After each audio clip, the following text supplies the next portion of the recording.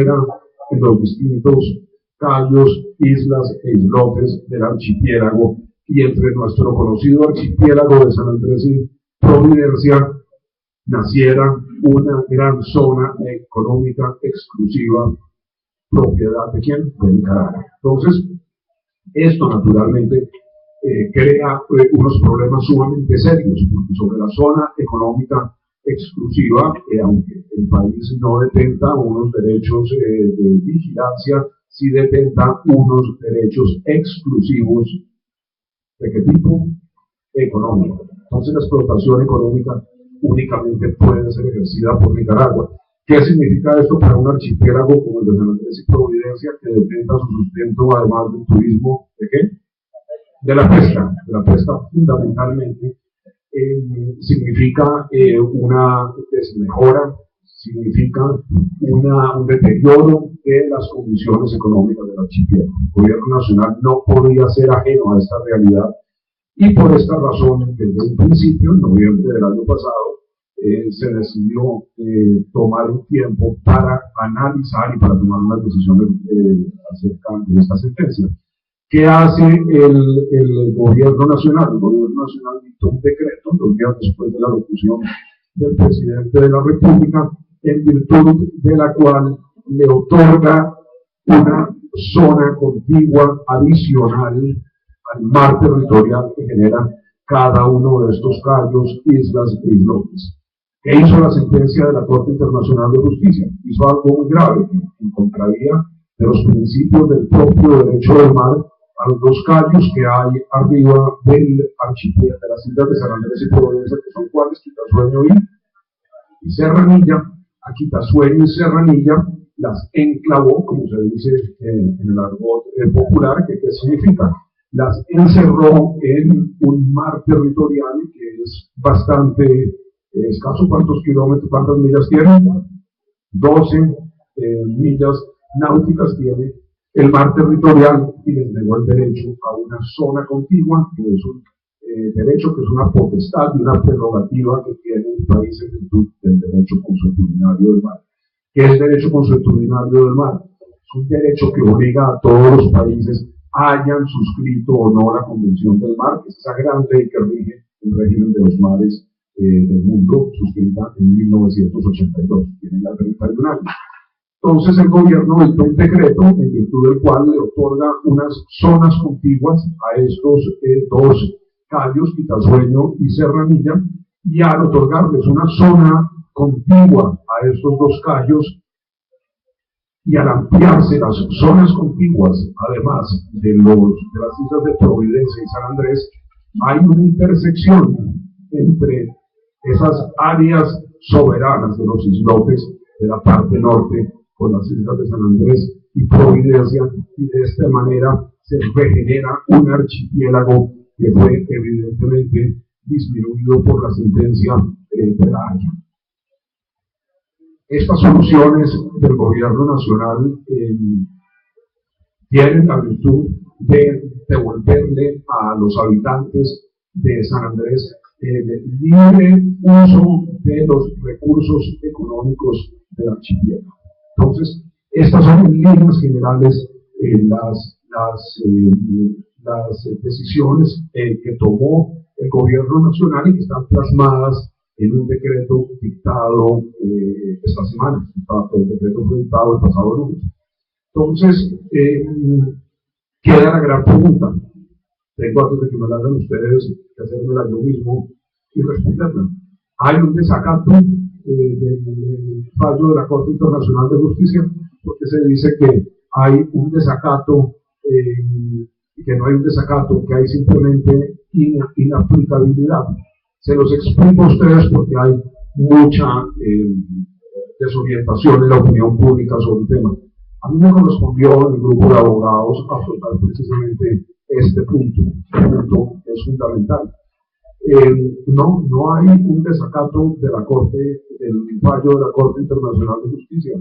Colombia siempre ha expresado una voluntad, una disposición a acatar este fallo.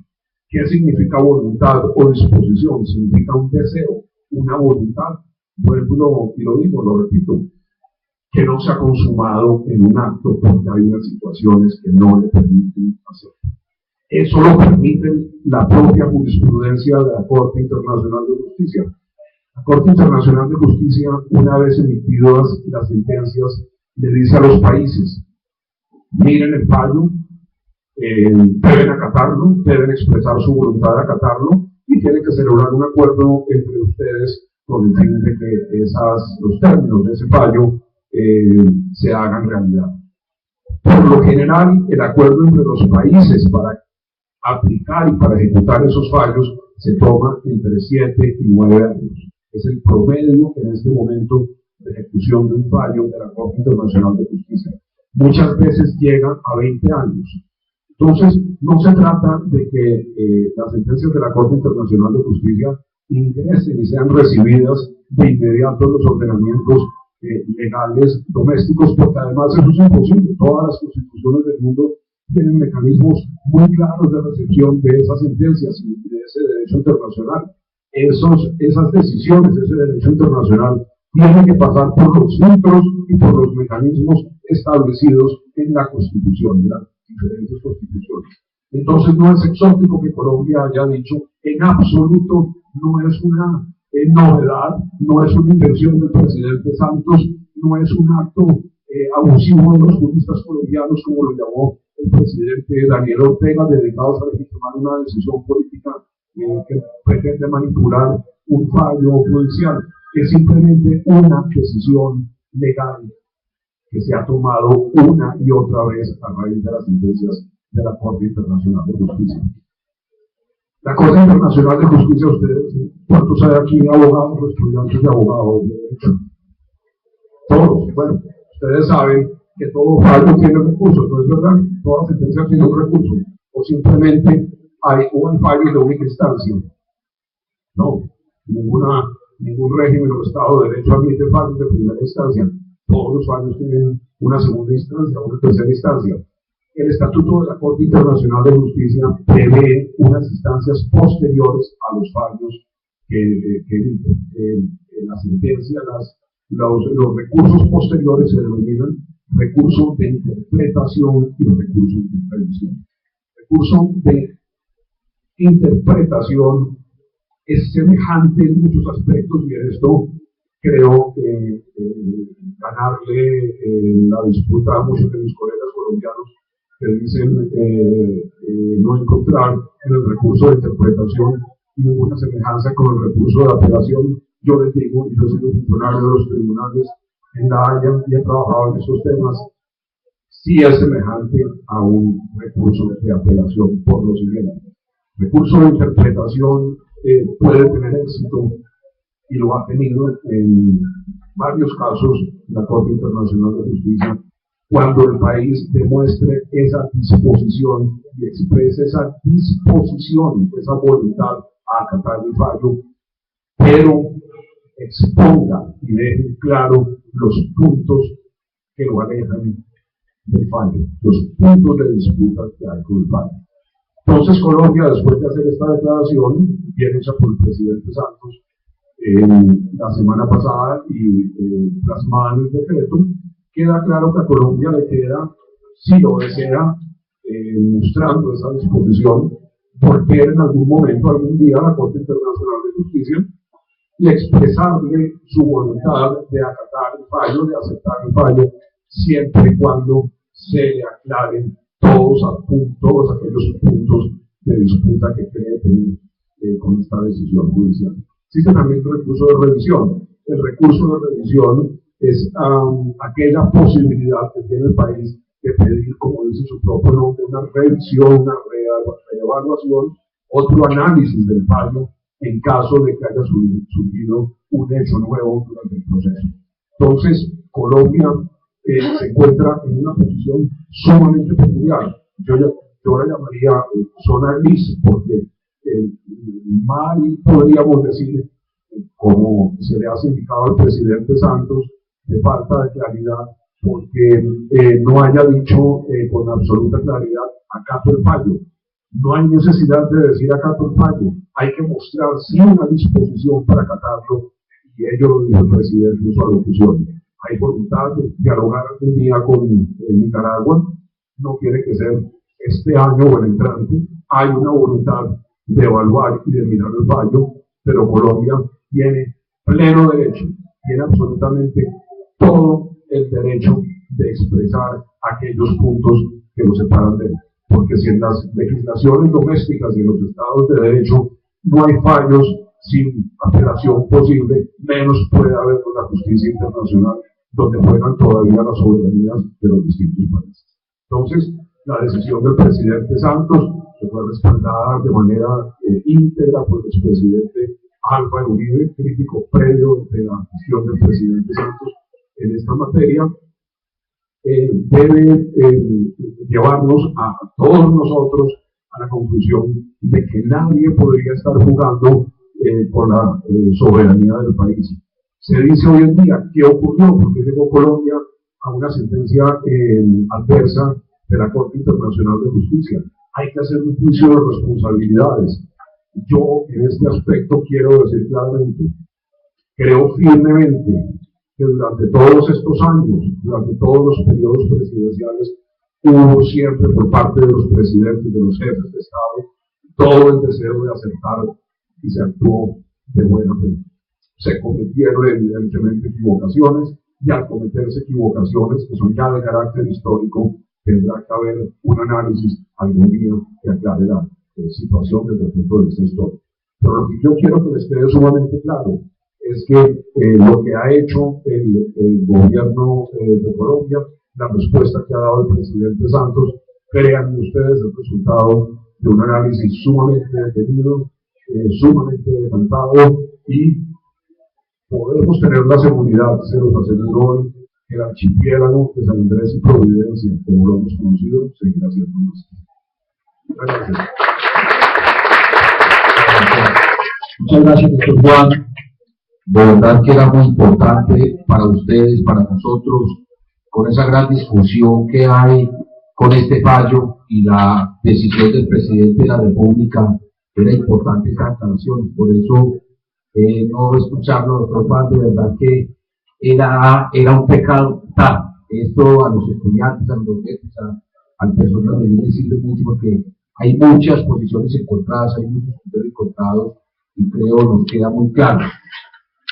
¿Hasta dónde no hay violación de derechos humanos ahí? ¿Cierto? ¿Hasta dónde los medios están reclamando también una violación de derechos humanos, el derecho al trabajo, el derecho a la pesca, todo esto que se perdió?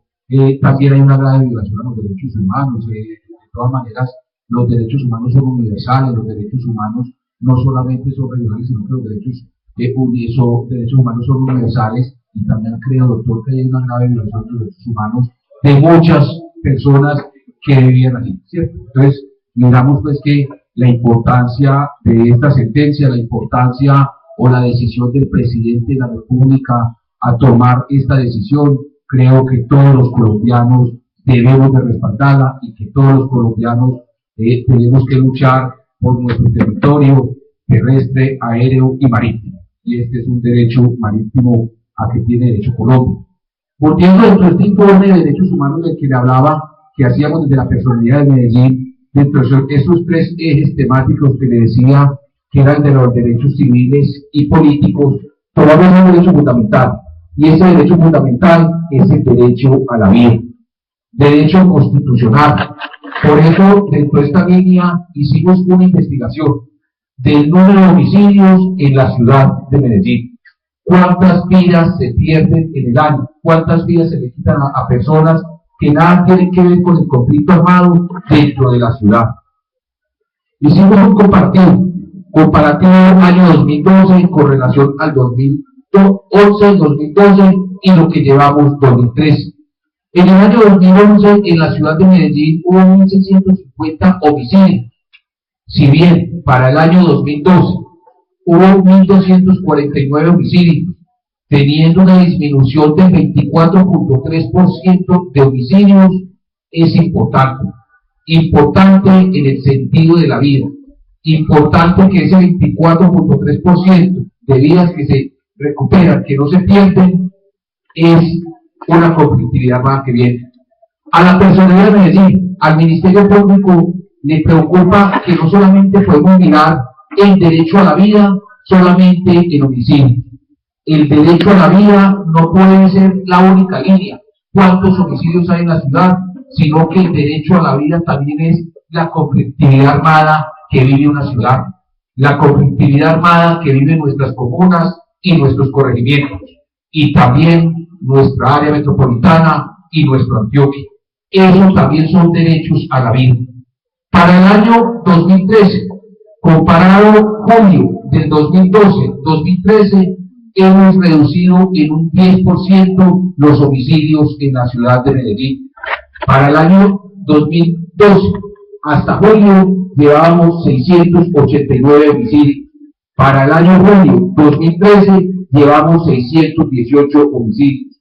Unas reducciones importantes en la ciudad, unas reducciones donde precisamente allí le apuntamos como Ministerio Público, desde allí le apuntamos la Defensoría, la Procuraduría y la Personería en esa defensa de estos derechos de estas personas. Es importante decir que una de las ciudades que menos homicidios tiene, y es un paralelo que les voy a hacer, es la ciudad de Bogotá. Medellín tiene 2.500.000 habitantes aproximadamente, cuando Bogotá tiene casi 9 millones de habitantes. Y la tasa de homicidio en la ciudad de Bogotá por cada 100.000 habitantes es del 19%. La tasa de homicidio en la ciudad de Medellín por cada 100.000 habitantes es del 52.2% por cada 100.000 habitantes. Superándonos Cali. Cali tiene por cada 100.000 habitantes 82.2% por cada 100.000 habitantes.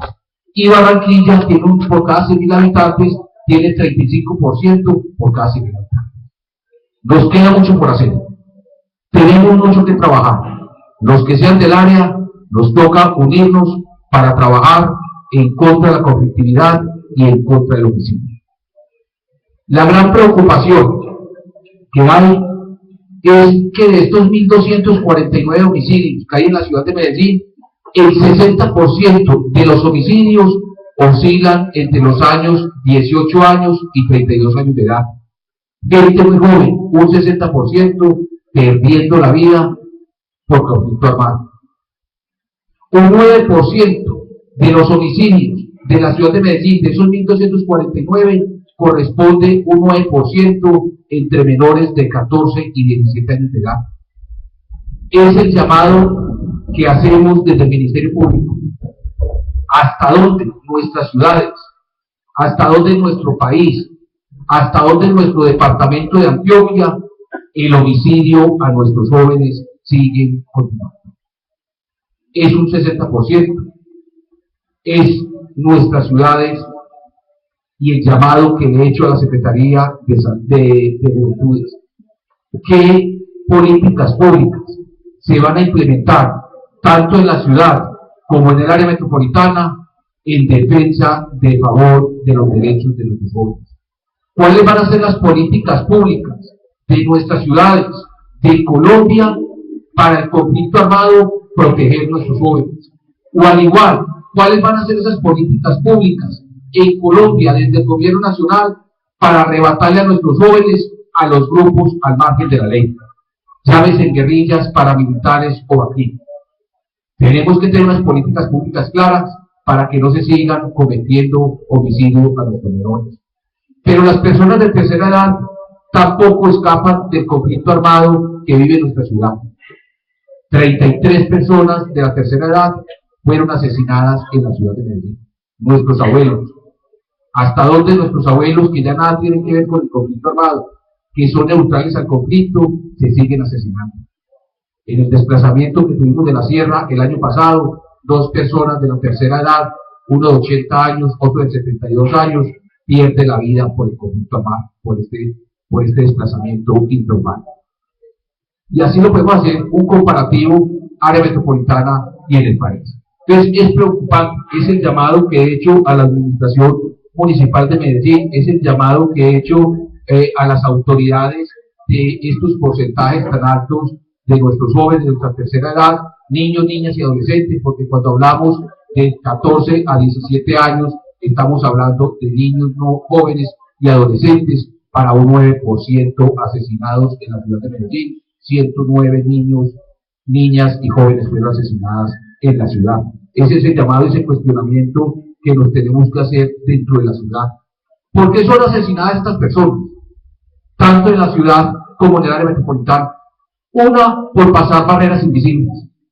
Nuestra ciudad no puede tener barreras invisibles. El territorio nacional y constitucional es libre caminar por todo el espacio público, por todo el territorio nacional. Nuestra ciudad, desafortunadamente, tiene barreras invisibles donde nuestros estudiantes no la pueden cruzar, donde nuestras personas civiles que están por fuera del conflicto armado no las pueden cruzar y han perdido mucho la vida personas que han pasado barreras invisibles. Igualmente se ha perdido la vida, que no solamente en la ciudad, en el área de Antioquia, el no pago de extorsiones de los grupos al margen de la ley, de las matrículas. Son circunstancias que llevan que haya un alto porcentaje de homicidios en la ciudad. Es un número donde las estrategias policivas, donde la Secretaría de Seguridad, donde las recompensas, donde todas estas estrategias de Estado, estas estrategias de gobierno municipal no han sido suficientemente efectivas para bajar la criminalidad de la ciudad. Entonces no solamente la criminalidad, sino la conflictividad que se esparce por todo área metropolitana.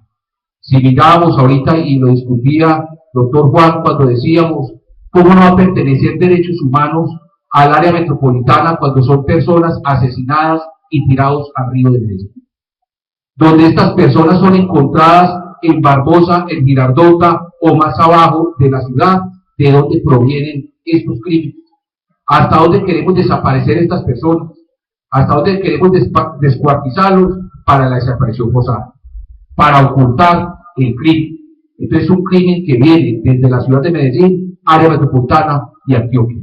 Ahí donde el Ministerio Público le reclama al gobierno nacional y le reclama a la administración municipal la efectividad en la fuerza pública. Está bien, se toma un Gaula donde empieza a brindar seguridad área metropolitana, pero ¿a dónde está la seguridad de que no sigan tirando más cadáveres al río de Medellín? Entonces es importante pues esa reflexión que tenemos que dejar del conflicto o del homicidio o del derecho a la vida, derecho constitucional.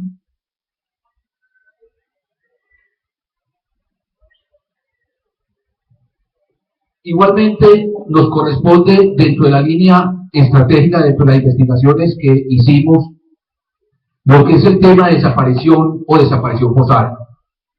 Cuando hablamos de desaparición, tenemos que tomar esta desaparición desde 3 puntos de vista. Una, desaparición voluntaria, otra, desaparición involuntaria y otra, desaparición forzada. Esas son las líneas que nos dan en la investigación que hacemos en la personería. Tenemos que empezar a decir que desaparición voluntaria son aquellas personas que se desplazan de un territorio a otro, de un sitio a otro, sin dar a conocer dónde está. Nos sucede en muchos casos. Vienen, reportan una desaparición, pero aparecen a los 2, a los 3 meses, no le avisan a ningún familiar y se activa todo el protocolo de búsqueda para esta desaparición. Cuando hablamos de desaparición involuntaria, es que por alguna circunstancia una persona sufre una demencia y queda desaparecida. Encontramos personas en el centro de la ciudad que no tienen identificación, que no sabemos dónde es. Desde el centro día, de donde los albergamos, donde hacemos las ayudas, estamos empezando a investigar de dónde vienen, de dónde es el origen y buscándole en la familia. ¿Para qué? Para que no aparezca una desaparición. Igualmente, cuando hablamos de la desaparición forzada, ahí sí tenemos que tocar a los grupos ilegales del país, guerrillas, paramilitares, macrinas. Esta desaparición o estas desapariciones en el año 2011, 721, desaparición forzada y en desaparición.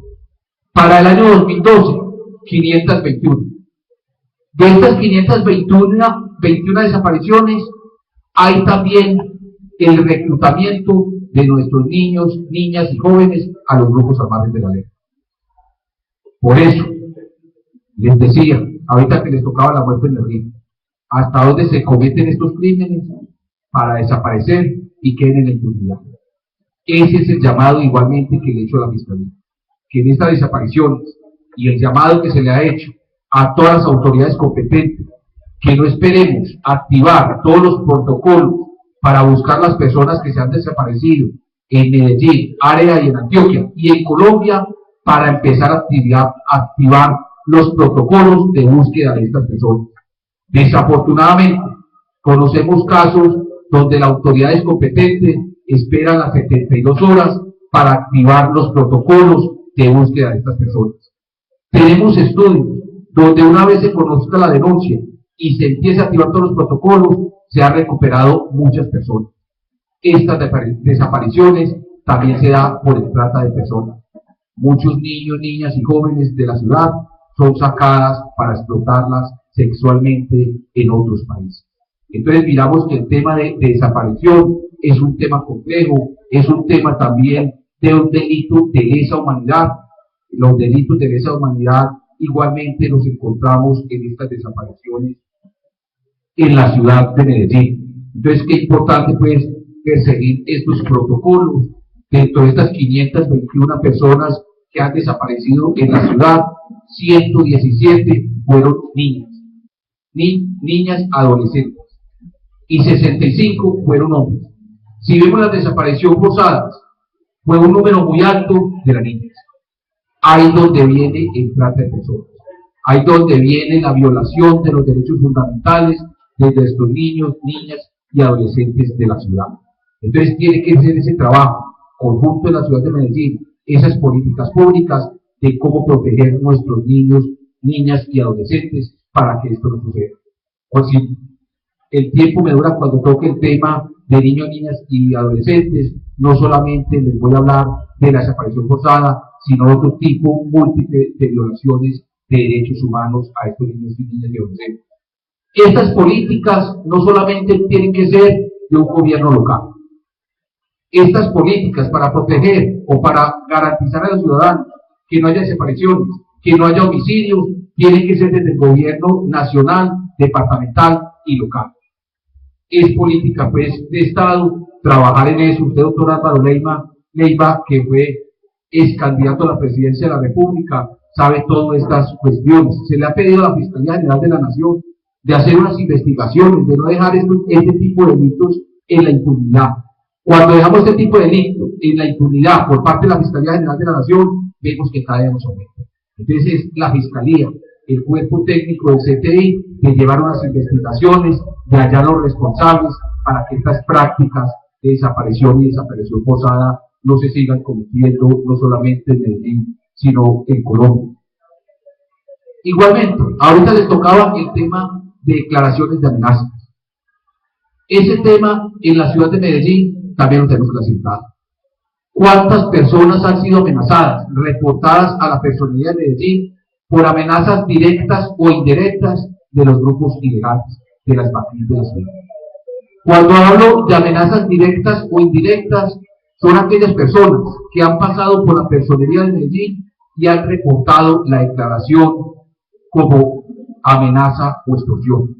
2.427 han sido los formularios llenados por la personería de Medellín, puestos a disposición de la Fiscalía General de la Nación, que es la responsable de investigar este tipo de delitos para las respectivas acciones.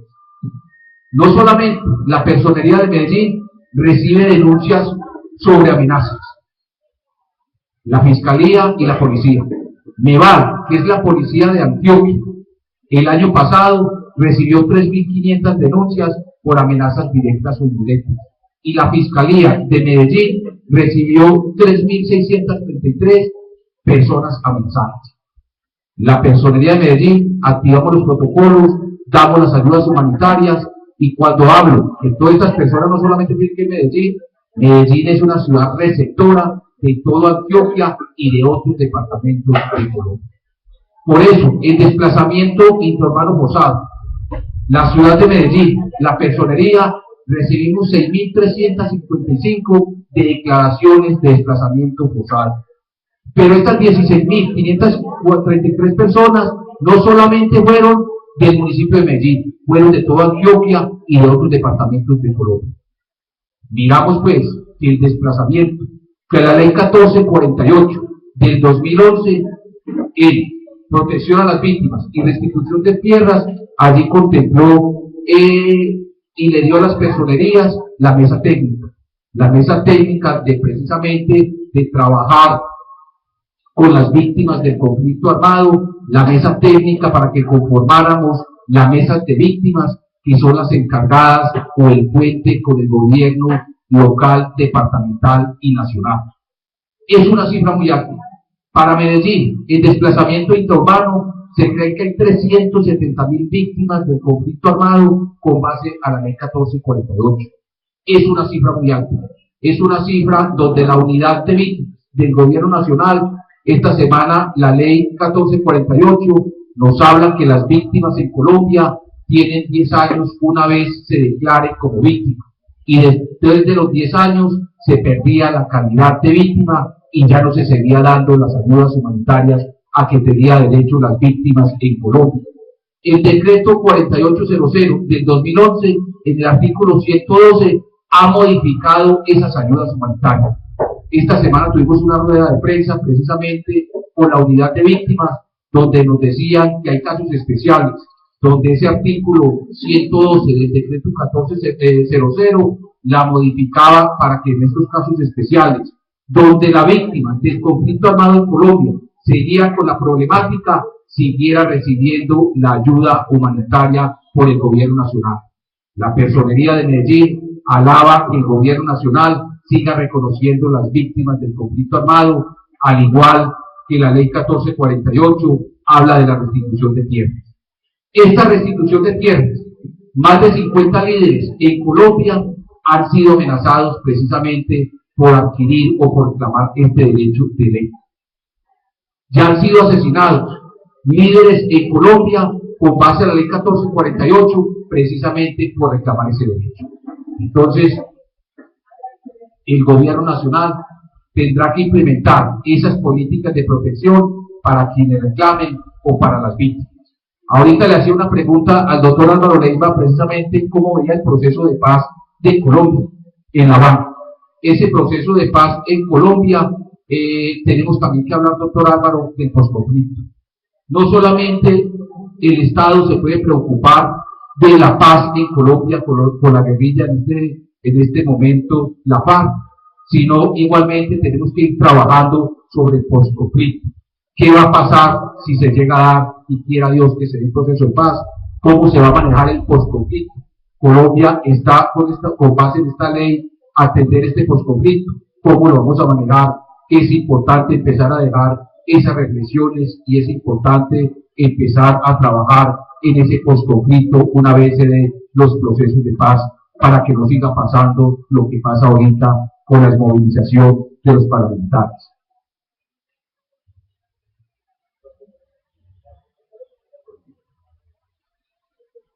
Igualmente, dentro de estas investigaciones que tenemos, nos toca igualmente tocar los derechos humanos y vulneraciones de derechos humanos de la fuerza pública. La fuerza pública en la ciudad de Medellín, y yo sé que en todo el departamento y en todo el país, pues una de las funciones es restablecer el orden público y asegurar la seguridad de todos los ciudadanos. Hemos recibido 190 quejas de la fuerza pública, de la Policía Nacional, del BOES, del GAULA, del SMAC, de todos estos organismos de fuerza pública por violación de los derechos humanos. Nuestras comunas de la ciudad se han quejado de atropellos de la policía, de vulneración de derechos humanos de la policía. Nosotros, las personerías de Colombia, no somos los competentes para investigar a la policía, pero sí recepcionamos la queja, la enviamos a la Procuraduría General, que es la competente para investigar la policía, al igual que los controles internos de cada estación. Igualmente hemos recibido quejas del Ejército Nacional. Las principales quejas del Ejército Nacional es el reclutamiento. Si bien es un derecho constitucional que todo ciudadano, que todo hombre tiene el deber de pagar el servicio militar. La sentencia 879 del 2011 nos habla, y la Corte se pronunció, donde el Ejército Nacional no puede hacer reclutamiento en estas condiciones. El Ejército no puede reclutar más jóvenes en las condiciones de batidas.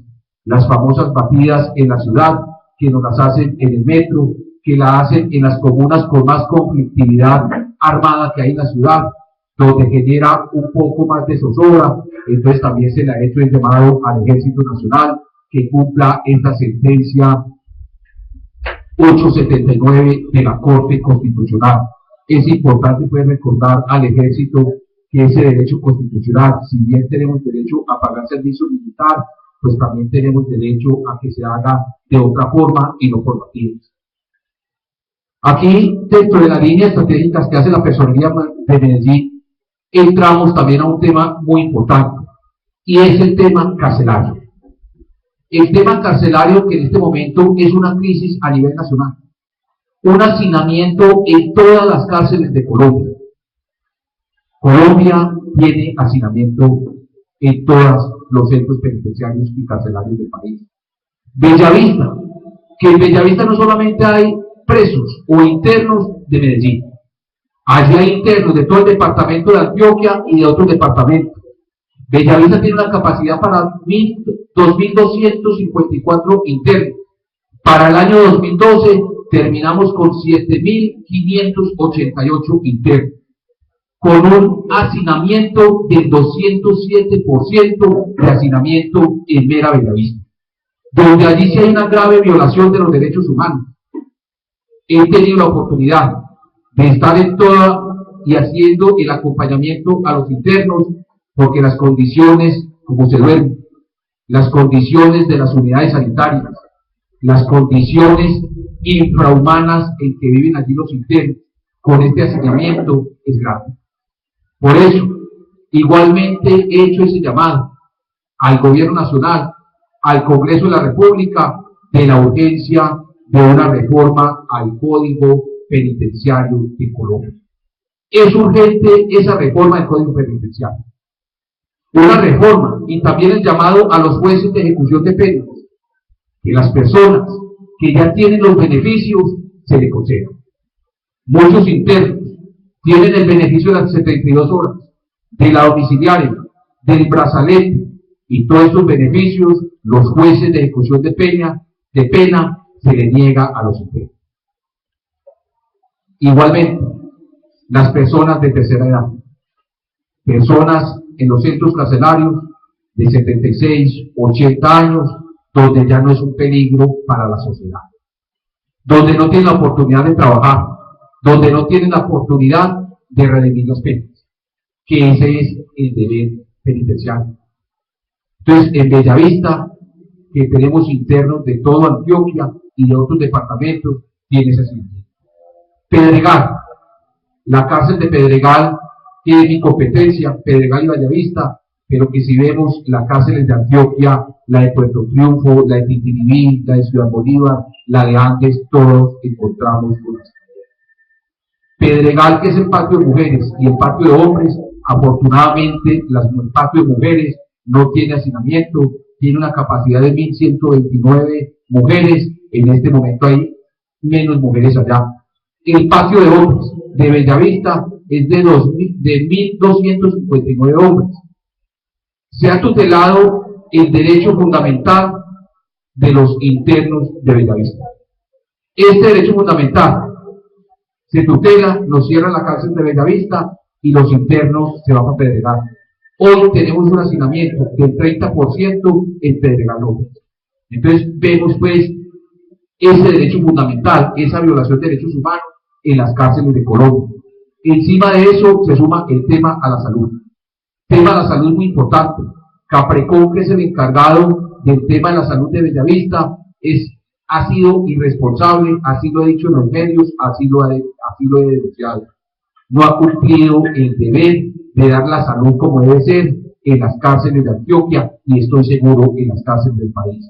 Bellavista, con un hacinamiento del 207%, nos vemos hasta 3 días sin médico, sin enfermeras y sin un stock médico en las farmacias. Entonces, allí estamos denunciando, allí seguimos, nos cambiaron a Metrosalud por las denuncias que hizo la personería, Metrosalud renuncia, nos ponen otra EPS, la EPS renuncia, y hoy volvemos a tener Capricornio. Como personero de la ciudad, he tenido la oportunidad y en este momento les estoy dando un diplomado a los internos de Bellavista.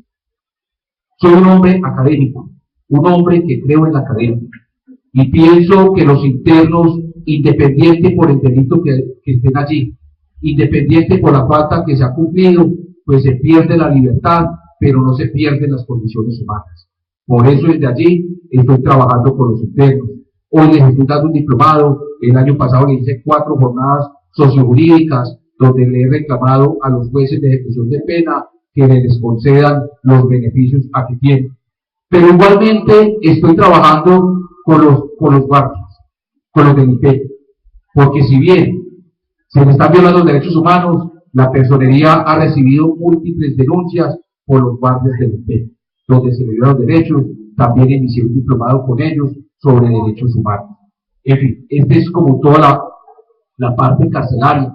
Hoy, precisamente, anoche, si vieron noticieros hoy, anoche a las 11 de la noche, teníamos 60 internos en los calabozos de la rama judicial, internos que me hicieron motín, donde dañaron todos los calabozos. A las 6 de la mañana estaba verificando calabozos, teníamos 60 internos en un solo calabozo, donde de inmediato pues llamé a la Defensoría, la Procuraduría y la directora del IPED, y donde les exigimos que nos tenían que solucionar el problema, que no podíamos pasar un fin de semana.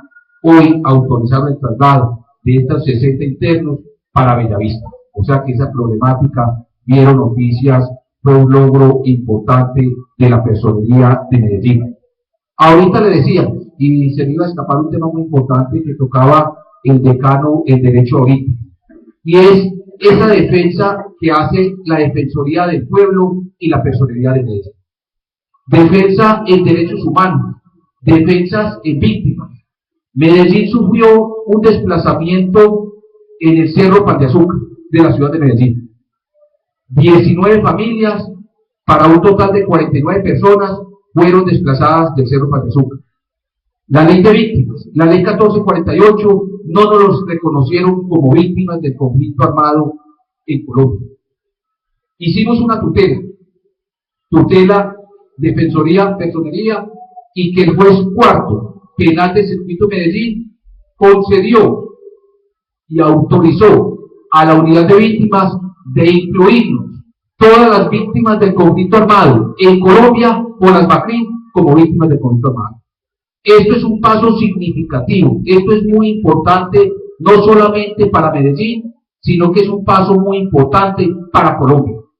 Que hoy las víctimas del conflicto armado sean incluidas dentro de la ley 1448.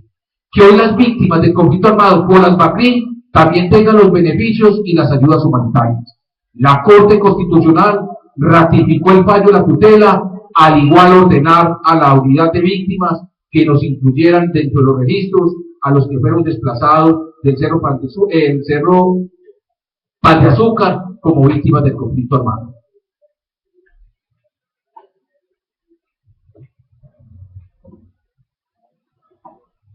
Esa tiene que ser pues nuestra gran misión, de trabajar por todas las personas que se le violen los derechos humanos. Dentro de la investigación que hicimos, igual teníamos el tema de la salud. Tema de la salud, doctor Álvaro, que está bien deteriorada en el país. Tema de salud que está en crisis. La personería de Medellín para el año 2012 realizamos 13.357 tutelas, de las cuales el 54.3 fueron en salud. 7.300 tutelas en el tema de salud, por medicamentos, por cirugías, por citas médicas, por todo este tema.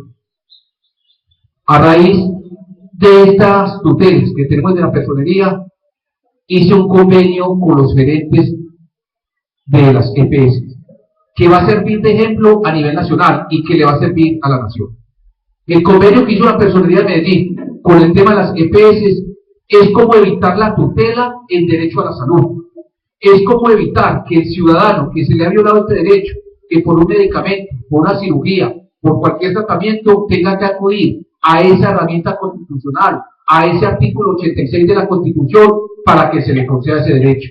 Hoy la Personería de Medellín puede decir que por medio de este convenio hemos rebajado el 35% de tutelas en el tema de la salud. Y en esto sí aplaudo a las EPS.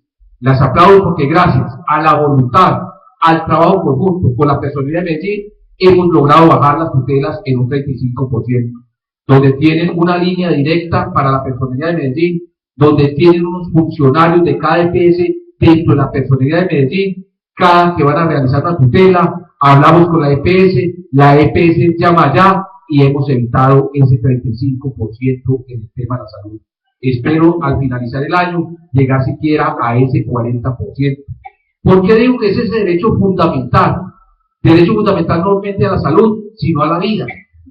Si nos niegan, si esperamos 10 días, 15 días, 20 días, hasta 3 meses, 6 meses, un año para una cita médica, ¿qué se podrá decir si tenemos salud? ¿Si será que tiene cura nuestras enfermedades o todos los requerimientos?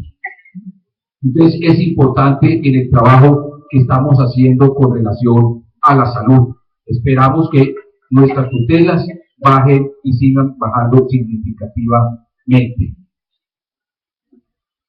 Les hablaba de los derechos de niños, niñas y adolescentes dentro de la ciudad y la gran violación de derechos humanos. Porque la violación de nuestros niños, niñas y adolescentes no solamente está en la explotación sexual. Un porcentaje, 117 niñas asesinadas, 65 niños adolescentes asesinados. Igualmente niños, niñas y adolescentes desaparecidos en la ciudad de Medellín. Tenemos que trabajar sobre la violencia intrafamiliar. Y esto no solamente en la ciudad de Medellín, sino que esa violencia intrafamiliar es en todo el departamento de Antioquia. Hablamos de la explotación sexual, hablamos de la escolarización, hablamos de la explotación laboral. Tenemos que realizar unas políticas claras en protección precisamente de nuestras niñas y niños. El martes tuve la oportunidad, martes o miércoles, deben de haber visto por televisión, Colombia, desde la presidencia de la República, está en una publicidad muy grande donde abre tus ojos Colombia, si la han escuchado. Es un convenio internacional con el CIT. Este convenio internacional está en este momento en la ciudad de Medellín. Esperamos el año entrante tenerlo en el área metropolitana y en otros municipios del departamento. Abre tus ojos Colombia, precisamente en protección a la explotación sexual de nuestros niños, niñas y adolescentes. Entonces, una campaña que desde la Presidencia de la República esperamos tenga mucho efecto y que los 46 millones de habitantes de Colombia tengamos esta publicidad para protección de nuestros niños. Igualmente, trabajamos en el tema de educación. Tema de educación importante, la problemática que vive la ciudad. Dentro de esta problemática que vive la ciudad de Medellín, encontramos, y les decía ahorita, las barreras invisibles. Barreras invisibles cerca a nuestros colegios. Barreras invisibles donde nuestros jóvenes se tienen que escolarizar precisamente por esa problemática de barreras invisibles. Para el año 2012, 11.500 estudiantes de la ciudad de Medellín fueron escolarizados. No pudieron ir a estudiar. Derecho fundamental, tenemos que preparar a nuestros hijos. ¿Cómo pensamos que va a haber futuro en Colombia si no damos educación? ¿Cómo pensamos acabar una violencia en Colombia si no garantizamos la educación? ¿Cómo pensamos bajar la conflictividad si no bajamos? Soy un creyente que la conflictividad se baja en Colombia. La problemática de nuestras ciudades, de nuestro departamento, tiene que ser con educación que la combatamos. Igualmente, trabajamos el tema de mujeres. 88 mujeres asesinadas en el año 2012 en la ciudad de Medellín. En lo que llevamos año 2013, 65 mujeres han sido asesinadas. Feminicidios y otros que no son feminicidios. Entonces, en la protección de las mujeres, en la violencia intrafamiliar de las mujeres, también se está haciendo un gran trabajo. También es un derecho fundamental, es una población vulnerable y que de la Personería de Medellín venimos haciendo un gran trabajo con el tema de mujeres. También nos corresponde, dentro de estos ejes temáticos, la población LGTBI. Con la población LGTBI venimos también igualmente haciendo un acompañamiento, venimos haciendo un trabajo. Hay una gran discriminación por cultura de sociedad con la población LGTBI, donde esta discriminación es por parte de la fuerza pública, es por parte donde hemos recibido denuncias que se han negado empleos directos precisamente por pertenecer a la población LGTBI, donde hemos visto y hemos recibido denuncias que han sido sacadas de negocios por ser parejas del mismo sexo. La Personería de Medellín viene igualmente haciendo este acompañamiento. También trabajamos la línea de personas con discapacidad. Personas con discapacidad que igualmente tienen muy reducidas sus oportunidades, donde se les vulneran sus derechos, donde en la ciudad de Medellín, increíble, una ciudad innovadora. Recordemos que la ciudad de Medellín, de ser una ciudad más peligrosa del mundo en los años 80, en la época de Pablo Escobar, hoy somos la ciudad más innovadora del mundo. En Medellín no hay unas estadísticas claras de cuántas personas con discapacidad tenemos dentro de la ciudad. Falta trabajo con las personas con discapacidad. Igualmente hicimos un trabajo con indígenas, hicimos un trabajo con la población afro. En fin, hicimos una gran investigación siempre en la protección de derechos humanos, siempre en la protección no solamente de derechos humanos, sino del derecho internacional humanitario. Esa es nuestra misión constitucional. Esa es la misión de las personerías del país.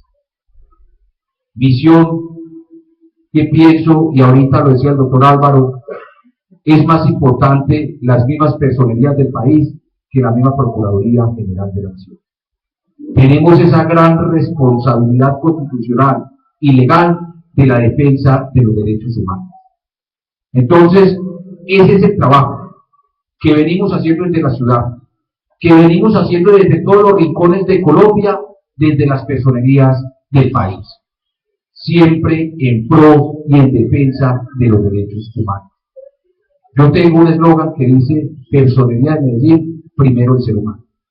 Siempre tiene que ser derechos individuales y derechos colectivos protegidos desde la Personería de Medellín. Voy a dar pues el espacio que nos queda, el cuarto de hora, qué pena, voy a dar muy poquito espacio para intervenciones, creo que soy demasiada carreta, pienso que y traté de dar como el informe que atañe a la personería, cifras importantes, cifras para que reflexionemos, cifras para que no solamente sea responsabilidad del Estado, en que es responsable en violación de derechos humanos, sino también nosotros como ciudadanos, en que somos responsables en esas violaciones de los derechos humanos. No es solamente responsabilidad del Estado, sino que cada uno de nosotros, hasta dónde también llegan nuestros derechos. En los paros agrarios, yo decía, claro que hay que apoyar los paros agrarios, claro que el derecho a las manifestaciones, claro que ese derecho a manifestarles y a decirle a un gobierno nacional: no estamos claros con estas políticas públicas, tenemos derecho a manifestar, pero no por las vías de hecho. Nosotros tenemos que rechazar las vías de hecho. La Personería de Medellín recibió múltiples denuncias, donde hubo taponamiento de vías y no podían pasar las ambulancias para unos hospitales de otro nivel. Entonces, hasta donde ese derecho a la vida que va una persona en estas ambulancias se le interrumpe por una vía cerrada, ¿cierto? Entonces, no a las vías de hecho, sino por el contrario, es con el diálogo, es con la concertación que tenemos que buscar nuestros valores, que tenemos que buscar nuestros derechos ante un Estado. Entonces, dejo pues el micrófono abierto para las preguntas que quieran hacerme, para las preguntas las que sé responder, con todo gusto lo hago, lo que no lo investigamos, o si no el doctor Álvaro amablemente me colabora para las preguntas. Bien pueda, señora. Muchas gracias. Buenas tardes. Yo tengo dos inquietudes.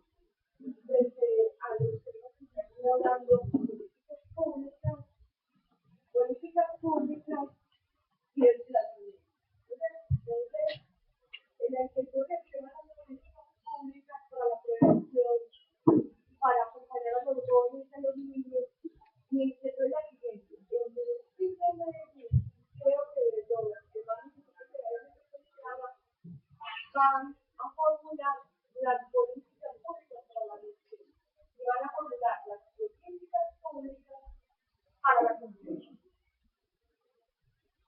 Yo tengo un criterio por la actividad laboral de la convivencia es un factor fundamental para la calidad de vida.